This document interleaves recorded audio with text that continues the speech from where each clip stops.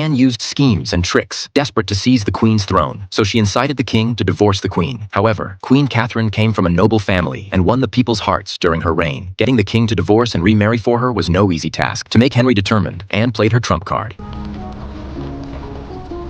Henry understood. His expression shifted from heavy to undisguised joy. The powerful minister Wolsey sensed the king's favoritism toward Anne and immediately promised to do everything possible to facilitate the divorce. Yet matters progressed much slower than expected. Henry repeatedly submitted divorce requests to the Pope but received no response, like stones sinking into the sea. Added to this, Catherine's home country Spain applied external pressure. The divorce matter became deadlocked. Just as Henry was overwhelmed, English sweat fever suddenly broke out, completely disrupting everything. The epidemic had extremely high mortality. The palace was filled with fear. To protect Henry's safety, Anne was forced to separate and isolate. Henry returned to the palace and immediately took every medicine he could find to prevent infection. Anne wasn't so fortunate. One of her ladies-in-waiting contracted the disease. Anne spent every moment with her with no protection. She soon developed symptoms. When Henry learned of this, he was extremely worried. I want to see her. You are the King of England. Yes, but what if she dies?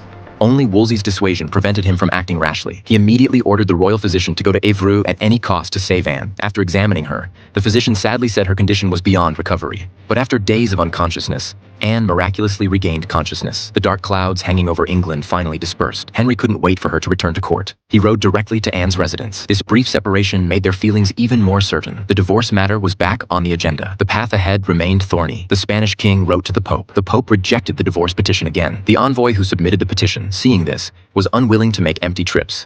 His Majesty also made it plain to us that if you could not give him satisfaction, then he must look for a judgment elsewhere. He might be forced to live outside the laws of Holy Church and beyond your Holiness's authority.